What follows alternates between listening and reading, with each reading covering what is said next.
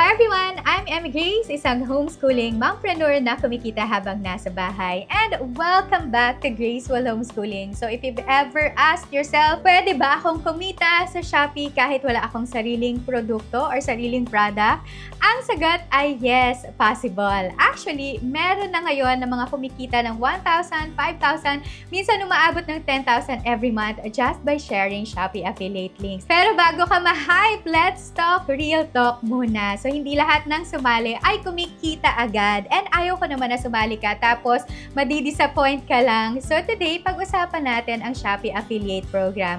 Kung ano siya, paano ka kikita, anong content ang effective, at kung bagay ba talaga ito sa iyo.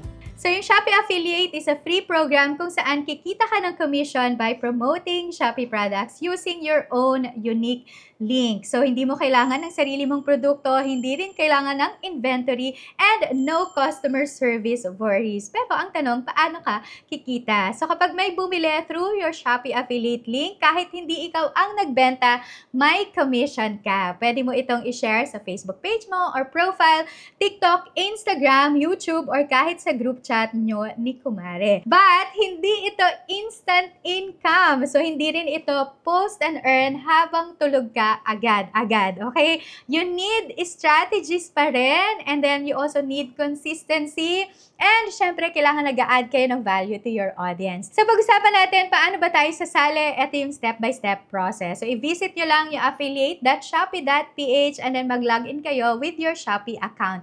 I-fill up nyo lang yung profile nyo, include nyo yung platform, FB, IG, TikTok, YouTube. And then submit and wait for approval. Usually, it takes 1 to 3 days. So, meron akong isang full video tutorial about this. Ilalagay ko na lang yung link dito down in the description box. So, yung tip ko para sa inyo ay kahit maliit ang followers mo, basta active at meron kang engagement, mas may chance kang ma-approve. And then kahit 500 to 1,000 followers, okay na yan, basta nagpo-post ka regularly. Now that you're approved sa Shopee Affiliate Program, ano naman yung next step? Now, you'll get access to your Shopee Affiliate Dashboard. Dito mo makikita lahat ng tools, performance stats, at earnings mo. So, pumunta ka lang sa affiliate.shopee.ph, mag-login using the same Shopee account na ginamit mo sa pag-register. And then, inside the Shopee Affiliate Dashboard, here's what you will see. So, meron ka makikita dyan na link generator. So, dito ka gagawa ng affiliate links mo. Campaign performance, kita mo dito ilang clicks na, orders, and commissions ang nakuha mo. And then, my earnings, lahat ng na-generate mong kita, pati kung kailan ka pwedeng mag-payout. And meron din itong promotional tools like yung mga banners, deals, product search for trending items na pwede mong i-promote. Ang tip ko sa inyo, mas madali at mas organized ang pag-track ng efforts mo kapag alam mong gamitin ang iyong dashboard. So, paano naman natin gagamitin ang link generator? Step number 1, hanap ka ng products sa Shopee app. So, step number 2, kopyahin mo lang ang product URL. Step number 3, punta ka sa dashboard, i-paste mo sa link generator. And step 4, i-click mo lang yung generate link. Step number 5, copy the affiliate link and pwede mo na itong i-share sa iyong mga social media accounts.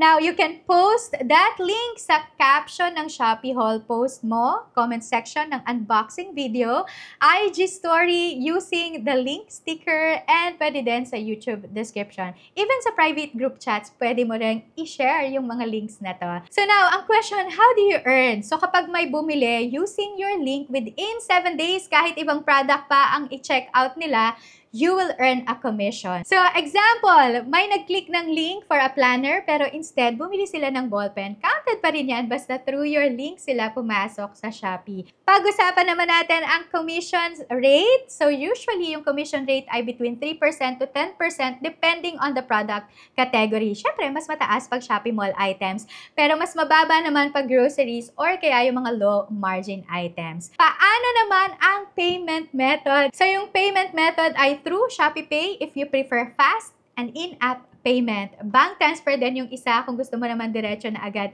sa account mo. So, here's my reminder, hindi agad papasok ang earnings mo ha. So, Shopee will verify muna kung na-deliver at hindi na-return ang item. This usually takes 7 to 14 days. So, wag mo munang i-assume nakikita ka agad. Be patient, post consistently, and track your link sa dashboard mo para matutunan mo kung paano or anong content ang kumikita at anong products ang worth na i-promote. So now, I'll share with you yung mga content na effective. But let's be honest, hindi lahat ng post ay kikita ha. So, ano bang klase ng content ang talagang bumebenta? So, number 1 ay product reviews or unboxing. Number 2 ay Shopee hauls.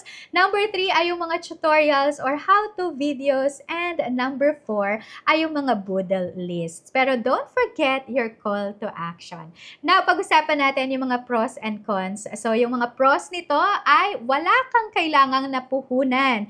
And you can work from home or kahit nasaan ka, pwede mo itong gawin. Pwede mong i-promote ang mga things na ginagamit mo na or yung mga things that you love. And flexible din ito. So kahit na anong ginagawa mo, nag-aalaga ka ng mga bata, nag-homeschool ka, or kaya naman ay nag-work from home, kayang-kaya mo din itong gawin at your own convenient time. So, pag-usapan naman natin, ano ba yung mga cons nito? So, mababa ang kita. Kung inconsistent ka, kailangan mo din ng strategy. And not all content ay converts.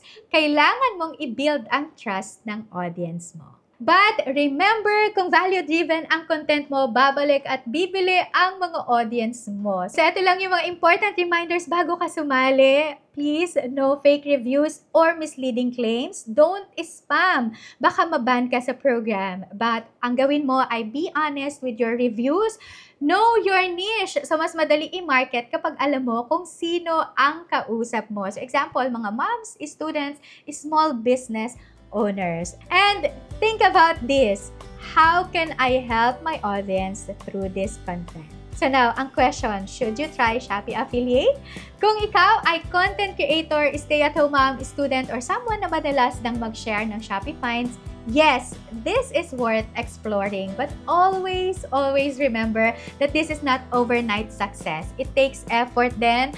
But if you're passionate, consistent, it can grow into a real income stream. And if gusto mong matutunan kung paano gumawa ng sarili mong paper products at ibenta ito sa Shopee or online, join my course na Papers to Profit. So, it's a step-by-step guide para matutunan mo kung paano magsimula ng home-based printing business. You'll find the link in the description below. So, if you find this video helpful, please like and share nyo na din yung video na to. At huwag nyo kalimutan mag-subscribe. I-click nyo lang yung red subscribe button at i-turn on yung notification bell for more videos like this. And thank you so much for joining me, and I hope that I'll see you again on my next one. God bless everyone, and I will see you around. Bye!